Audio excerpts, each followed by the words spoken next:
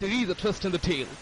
When the world countries are imposing sanctions one by one on Russia, Moscow returned the favor this time. Washington imposes new sanctions on Moscow and Russia hits back with its own sanctions.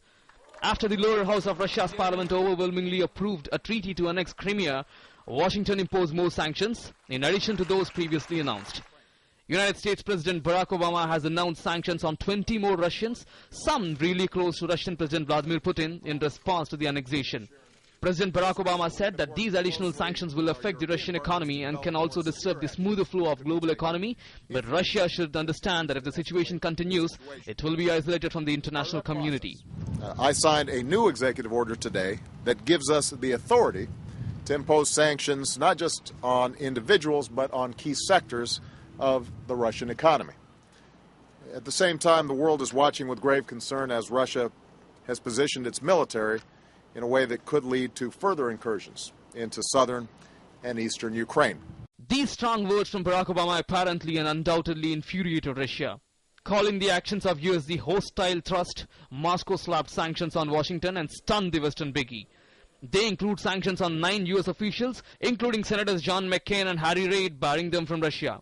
This came as a blow to the United States, and the message to US is clearly conveyed that Russia is not ready to bow down to the international pressure and is proceeding with the process of post-annexation of Crimea. The Russian authorities have thrown the choice to the people, and especially the Ukrainian troops in Crimea, whether to leave or take the oath of Russia. I know that by now the negotiations have completed. All servicemen have made their decision. Each one of them made his own. Some are leaving for Ukraine, others will retire, and some will stay here and will terminate their contract with military Ukrainian forces and take an oath for Russia, and will continue their service within the Russian armed forces. Among those servicemen, 75% are Crimeans who have already made a conscious choice, and they will remain here and will continue their service in Crimea. On the other side, United States Standard & Poor have downgraded Russian economy from stable to negative.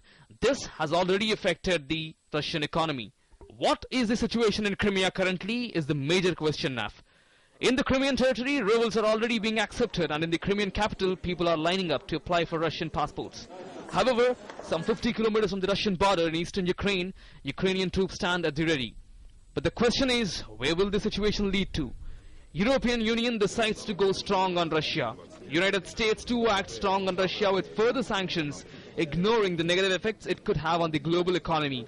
But in response, they were slapped sanctions by Russia. That means it is very clear that Russia decides not to back off. Business Bureau, DD News.